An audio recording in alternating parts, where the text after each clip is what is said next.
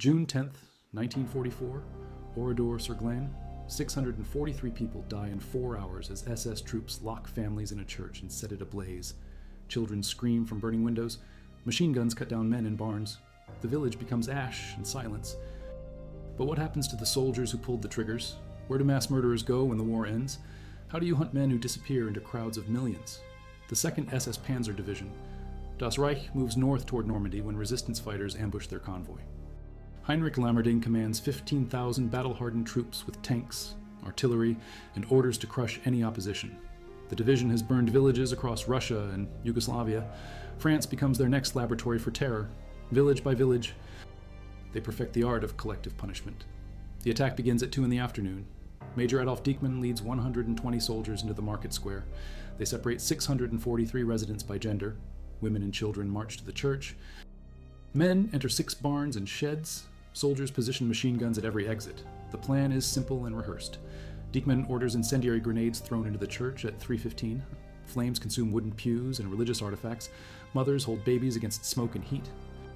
A few women break windows and jump. Machine guns wait outside. In the barns, soldiers shoot every male over 16. Bodies pile against locked doors. Straw catches fire. The village burns for 3 days. SS Oberfuhrer Lammerding files his report to Berlin that evening. Resistance eliminated. Village secured. No German casualties. He omits the count of French dead. The convoy reaches Normandy 2 days late, but intact. The mission succeeds by military standards. The war ends 11 months later. Lammerding surrenders to American forces in Austria on May 8, 1945.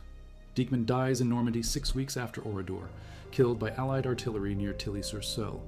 119 soldiers from the unit scatter across prisoner camps in 3 countries. The hunt begins immediately. French investigators reach the ruins in August 1945. Forensic teams count skeletal remains in church foundations and barn cellars. They photograph melted jewelry and children's shoes. Witnesses from neighboring villages provide names and unit numbers. The evidence builds methodically. Every SS soldier in Das Reich becomes wanted for questioning. Major Heinz Barth commands the company that guards the church. He survives the war and returns to East Germany. Soviet authorities know his identity but classify him as a standard prisoner of war. He works construction jobs in Dresden for 15 years. French prosecutors issue an arrest warrant in 1953. East German officials ignore it. The Berlin Wall protects war criminals heading east. If you value documented WW and post-war history like this, subscribe. It's the best way to support our work. Now, back to the story. 21 SS soldiers face trial in Bordeaux Military Court starting January 12, 1953. 14 defendants appear in person. 7 are tried in absentia. The prosecutor reads 643 names aloud. Each victim gets a moment of silence. The process takes 4 hours. Sergeant Karl Lentz testifies first. He admits shooting civilians, but claims orders from superior officers. The court records his statement in 3 languages. Defense lawyers argue collective responsibility dissolves individual guilt. French judges reject this reasoning unanimously. Orders do not excuse mass murder under any military code. Lieutenant Otto Kahn describes the church operation in clinical detail. Incendiary grenades ignite at precisely 3:15. Women rush toward locked doors. Machine gunners fire through windows. He estimates 400 dead within 20 minutes. His testimony fills 60 pages of court transcripts. No emotion shows in his voice. The verdicts arrive February 14th. 20 death sentences. 1 acquittal for lack of evidence. Appeals begin immediately. French President Vincent Auriol reviews each case personally. Political pressure mounts from Germany and NATO allies. The Cold War complicates justice. Former enemies become necessary partners against Soviet expansion. Auriol commutes 18 death sentences to life imprisonment on July 4th, 1953. 2 SS officers face execution. Georges Bousquet and Ernst Kretschmer receive last rites at dawn on July 28th. The firing squad aims at 5:30. Both men die instantly. The remaining prisoners serve terms ranging from 8 to 15 years. Most defendants return to Germany by 1960. Karl Lentz opens a small bakery in Munich. Otto Kahn works as an insurance clerk in Hamburg. They blend into post-war society without detection. French authorities lose interest in extradition requests. Economic recovery takes priority over historical justice. The Marshall Plan requires German cooperation. Heinz Barth remains in East Germany until 1986. A television documentary identifies him living in Dresden. French prosecutors renew their extradition request. East German courts finally agree to proceedings. His trial begins in Dresden District Court on March 15, 1987. He is 73 years old. The Dresden trial lasts 6 months. Barth claims memory loss from war trauma. Prosecutors present church photographs and witness testimony. Survivors travel from France to testify. Marguerite Roufanche identifies his voice commanding soldiers outside burning windows. She escaped by jumping 20 feet into cemetery graves. Judge Klaus Marxen delivers the verdict on September 22nd. Life imprisonment for mass murder. No possibility of parole. Barth shows no reaction to the sentence. Guards escort him to Brandenburg Maximum Security Prison. He dies there 8 years later without expressing remorse or acknowledging guilt. Lammerding avoids prosecution entirely. British forces release him from prison camp in 1948. He returns to Dusseldorf and resumes his engineering career. French courts sentence him to death in absentia during 1951. West German authorities refuse extradition. He designs bridges and highways for 20 more years. His obituary in 1971 mentions wartime service, but omits Oradour. Sergeant Walter Bohm disappears completely after 1945. Intelligence files suggest escape through Vatican rat lines to Argentina. Buenos Aires police report a sighting in 1954, but cannot confirm identity. His SS paybook surfaces in a Prague antique shop in 1998. The seller claims no knowledge of its origin. Bohm remains missing. Lieutenant Friedrich Weber serves 12 years in Frayne prison near Paris. French authorities release him in 1965 for good behavior. He emigrates to Canada and operates a small farm outside Toronto. Immigration officials do not check wartime records. The Nazi hunting organization tracks him down in 1979, but cannot secure deportation. He dies peacefully in 1991. Private Klaus Dorner receives the harshest treatment. He testifies against fellow soldiers in exchange for clemency. French prosecutors honor their agreement. His sentence reduces from death to 25 years imprisonment. Other SS veterans mark him as a traitor. Someone shoots him outside Cologne train station in 1963. Police never identify the killer. Company Sergeant Major Gustav Kleist admits participation, but claims psychological coercion. Military psychiatrists examine him for 3 months. Their report describes severe anxiety and depression. The court accepts diminished capacity as mitigation. Kleist serves 7 years and returns to Bavaria. He becomes a church groundskeeper in Augsburg. Villagers know his identity, but never confront him directly. Records from 1993 reveal French intelligence tracked 47 Oradour participants after the war. 15 died in combat before 1945. 12 served prison terms in France. 8 lived openly in Germany without prosecution. 7 escaped to South America. 3 changed identities completely. 2 committed suicide rather than face trial. The last investigation opens in 2004. German prosecutors examine cases against 4 surviving suspects. All defendants claim advanced age and poor health prevent testimony. Legal proceedings drag through appeals for 6 years. The final suspect dies in 2010 before reaching trial. No convictions result from the investigation. Church ruins remain untouched in Oradour since 1944. French authorities preserve the site exactly as German soldiers left it. Burned cars rust in village streets. Bullet holes mark stone walls. A museum displays melted household items and children's toys. 600,000 visitors tour the memorial each year. The cemetery contains 643 identical white crosses. Names include entire families erased within hours. The Rousseau family lost 7 members aged 4 to 68. The DuPont household vanished completely, leaving no survivors or relatives. Each cross represents individual stories compressed into collective memory. Marguerite Roufanche dies in 1988 as the sole church survivor. Her testimony convicts several SS officers and preserves accurate historical details. She never forgives her attackers, but advocates reconciliation between French and German youth. Her final interview requests understanding without forgetting justice. The quote defines her legacy perfectly. 3 mass graves discovered in 2014 contain additional skeletal remains. Forensic analysis identifies personal effects buried with bodies, wedding rings engraved with dates from the 1920s, children's school medals from local competitions. Each artifact connects anonymous bones to documented lives lived before the massacre. DNA testing in 2018 matches 13 skeletons to descendants living in Paris and Lyon. Families receive official notification 74 years after their relatives disappeared. Some descendants attend reburial ceremonies. Others decline involvement, preferring historical distance. The past intrudes regardless of personal preference. Heinrich Lammerding's personal diary surfaces in a Berlin estate sale during 2019. Handwritten entries describe Oradour planning sessions and tactical objectives. Page 47 contains detailed village maps with strategic targets marked in red ink. The document proves premeditation and systematic execution of civilian murder orders. The diary reveals additional massacres across France during Das Reich's march north. June 8, 1944, Toul. 99 French civilians hang from balconies and lampposts. SS troops select victims randomly from captured resistance members and local residents. The executions take 6 hours. Bodies remain displayed for 3 days as warnings to other villages. Sergeant Otto Weidinger supervises the Toul hangings personally. His war diary describes efficient rope distribution and gallows construction. Local carpenters build wooden platforms under German supervision. The SS pays them 20 francs per structure. Weidinger photographs each hanging for intelligence reports to Berlin. The images survive in captured SS archives. June 9, 1944, Argenton-sur-Creuse. Das Reich burns 67 houses and shoots 18 residents. Major Helmut Kempfe leads this operation before his capture by French partisans the following day. His disappearance triggers the Oradour reprisal 24 hours later. The cycle of revenge accelerates beyond military logic or strategic value. French resistance leader Jean Canu captures Kempfe at a roadblock outside Saint-Léonard de Noblat. The ambush kills 3 German soldiers and wounds 5 others. Canu's fighters execute Kempfe immediately and bury his body in woodland near Bressolets. Lammerding never learns his subordinate's exact fate, but assumes partisan execution. The Das Reich division loses 270 soldiers during its 10-day march from Montauban to Normandy. French resistance attacks claim 135 German lives. Allied bombing kills 92 others.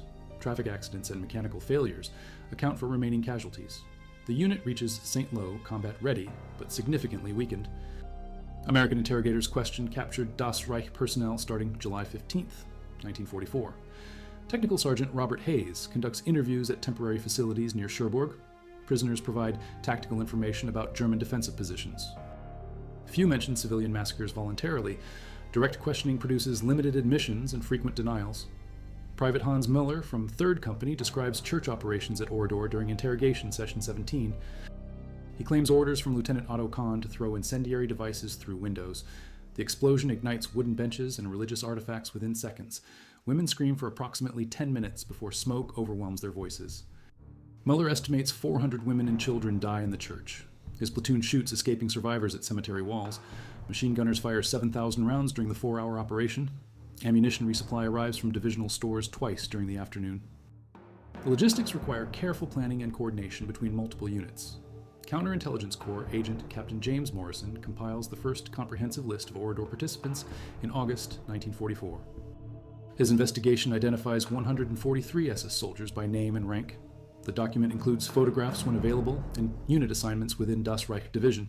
Morrison forwards his report to war crimes investigators in London. The list becomes crucial evidence for post-war prosecutions. French authorities use Morrison's research to identify defendants and witnesses. Defense lawyers challenge the document's accuracy repeatedly. Independent verification confirms 97% of names and ranks correctly. The remaining cases involve disputed spellings or incomplete records from damaged German archives. British forces capture Lammerding's adjutant, Captain Friedrich Zimmermann, in Bavaria on May 20th, 1945. Zimmermann carries divisional records, including operational orders for French missions. Document 17 authorizes collective punishment for resistance activities. Villages supporting partisans face complete destruction without regard for civilian casualties. Zimmermann testifies before Allied war crimes investigators in September 1945. He describes Lammerding's briefing sessions before each reprisal operation. The general emphasizes speed and thoroughness above humanitarian considerations. Orders specify destruction of buildings, livestock, and human resources. The language mirrors earlier directives for Eastern Front operations. Soviet forces discover Das Reich personnel records in captured German archives near Prague. Files contain service histories for 3,000 division members, including Oradour participants. The documents reveal prior experience in anti-partisan warfare across occupied Europe. Many soldiers participated in similar operations throughout Russia, Yugoslavia, and Poland. Lieutenant Klaus Weber serves with Das Reich since 1941. His record shows participation in village clearance operations at Katyn, Belarus, and Kragujevac, Serbia. The same tactical methods appear in each location: civilian separation by gender and age, building destruction through arson, mass executions without individual assessment. Weber applies proven techniques at Oradour. The International Military Tribunal at Nuremberg receives evidence about Oradour during proceedings against major war criminals. Chief Prosecutor Robert Jackson presents photographs and witness testimony on November 28, 1945. The judges classify the massacre as a crime against humanity under Article 6 of the Tribunal Charter. The precedent influences subsequent prosecutions. French authorities establish the Commission for War Crimes. investigation in December 1945. Commissioner Pierre Mornay leads teams of investigators, interpreters, German legal clerks. They interviewed 2,000 witnesses across southern France during 18 months. The testimonies fill 400 volumes of typed transcripts. Each page requires translation into French, English, and German. The Commission identifies 412 villages damaged by German reprisals between June and August 1944. Total civilian casualties reach 8,093 confirmed deaths. Oradour represents the largest single incident, but similar patterns repeat throughout the region. The systematic nature suggests coordinated policy rather than isolated decisions. Mornitz investigators track down former SS personnel through displaced persons camps and repatriation centers. They interview captured soldiers, examine personnel files, and cross-reference testimonies. The process requires cooperation from American, British, and Soviet military authorities. Jurisdictional disputes delay investigations for months. Captain Erich Schnell from Das Reich 2nd Battalion escapes Allied custody during transport to interrogation facilities in October 1945. He removes handcuffs during a rest stop near Regensburg and disappears into civilian crowds. American military police search surrounding countryside for 6 weeks. Local German authorities claim no knowledge of his whereabouts. Schnell reaches relatives in northern Germany by December 1945. Family members provide false identity papers and temporary shelter. He works agricultural jobs under the name Wilhelm Braun for 3 years. The employment requires no official documentation or background checks. Rural communities ask few questions about newcomers during post-war chaos. French investigators discover Schnell's true identity in 1949 through informant networks. A former Wehrmacht soldier recognizes him at a village festival and reports his location to Allied authorities. The arrest occurs at dawn on March 15th. Schnell offers no resistance but claims mistaken identity until confronted with fingerprint evidence. His trial at Bordeaux begins simultaneously with other Das Reich defendants in January 1953. Schnell's defense attorney argues diminished responsibility due to military indoctrination and battlefield stress. Prosecution witnesses identify his voice commanding soldiers during barn executions. The testimony comes from French civilians hidden in nearby buildings during the massacre. Judge Antoine Peretti sentences Schnell to death on February 21, 1953. The verdict follows 17 hours of jury deliberation. Appeals to higher courts fail consistently. President Auriol reviews the case personally but upholds capital punishment. Schnell faces execution by firing squad on August 7, 1953, occurs at 5:27 in the morning. The execution takes place at Fort de Haut prison in Bordeaux. Prison chaplain, Father Maurice Dubois, administers last rites at 5:15. Schnell requests permission to write final letters, but prison regulations prohibit communication with family members. The firing squad consists of 8 French soldiers from the 4th Infantry Regiment. Death occurs instantly from multiple chest wounds. Corporal Franz Stein participates in church operations, but survives the war in American prisoner camps. His release comes in March 1947 after 18 months of detention. Stein returns to his hometown of Koblenz and resumes work as a postal clerk. French authorities issue an arrest warrant in 1952, but German officials refuse extradition. Stein lives openly in Koblenz for 23 years without harassment from neighbors or colleagues. His post-war life includes marriage, 3 children, and promotion to postal supervisor. The family attends Catholic church regularly and participates in community activities. Local residents either ignore his wartime service or remain unaware of specific details. The warrant expires under German statute of limitations in 1967. Stein celebrates with a family vacation to Austria and Switzerland. He retires from postal service in 1972 with full pension benefits. His obituary in 1990 mentions military service, but omits geographic details or unit designations. Staff Sergeant Rudolf Becker commands the machine gun squad at Barn No. 3. His weapon fires 2,000 rounds during the afternoon operation. Spent cartridges cover the ground 3 inches deep. Becker's post-war interrogation describes target selection and ammunition conservation techniques. He estimates killing 67 French males aged 16 to 74. Becker serves 14 years in Frayne prison before release in 1967. He emigrates to Australia under assisted passage programs for European refugees. Immigration officials do not screen for war crimes. Convictions. Becker settles in Queensland and operates a small farm growing sugarcane and raising cattle.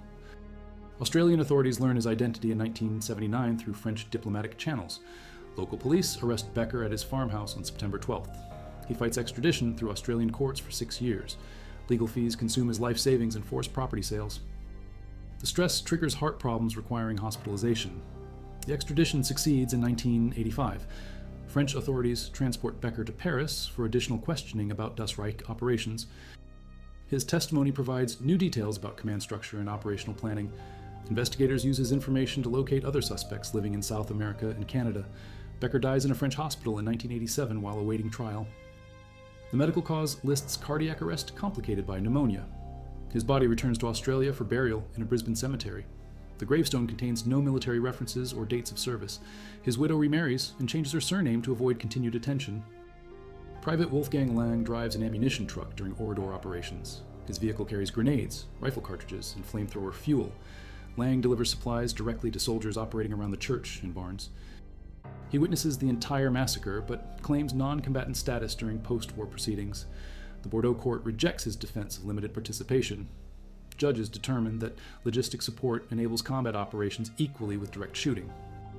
Lang receives life imprisonment, but serves only 9 years before parole in 1962. He relocates to Hamburg and works in shipping company warehouses until retirement. Lang grants television interviews during the 1980s about his experiences at Oradour. He expresses regret for civilian deaths, but maintains that soldiers followed lawful military orders. French survivors criticize his statements as inadequate and self-serving. The interviews generate protest letters, but no legal consequences. Company medic Sergeant Johann Weiss treats wounded German soldiers during the Oradour operation. No Germans require medical attention during the 4-hour massacre. Weiss spends the afternoon preparing bandages and sterilizing instruments. His medical kit remains unused throughout the entire mission. The one-sided nature of the operation surprises him. Weiss documents his observations in a detailed diary recovered by Allied intelligence in 1945. Entries describe the French civilian behavior during the killings. He notes that victims show remarkable discipline and courage facing execution. Parents comfort children until final moments. The dignity contrasts sharply with German expectations of panic and chaos. The diary becomes evidence in multiple war crimes trials. Prosecutors use Weiss's clinical observations to establish premeditation and systematic execution methods. Defense attorneys challenge the document's authenticity repeatedly. Handwriting analysis confirms Weiss authored all entries during stated dates. Technical details about medical procedures verify professional knowledge. Weiss receives a 10-year prison sentence in 1954. He serves the complete term without parole or sentence reduction. Prison officials note exemplary behavior and cooperation with rehabilitation programs. His release occurs in December 1964 on his 53rd birthday. Family members collect him at prison gates. Heinrich Lammerding's personal diary surfaces in a Berlin estate sale during 2019. Handwritten entries describe Oradour planning sessions and tactical objectives. Page 47 contains detailed village maps with strategic targets marked in red ink. The document proves premeditation and systematic execution of civilian murder orders. The final entry, dated June 11th, 1944, reads simply, "Mission completed. Route clear."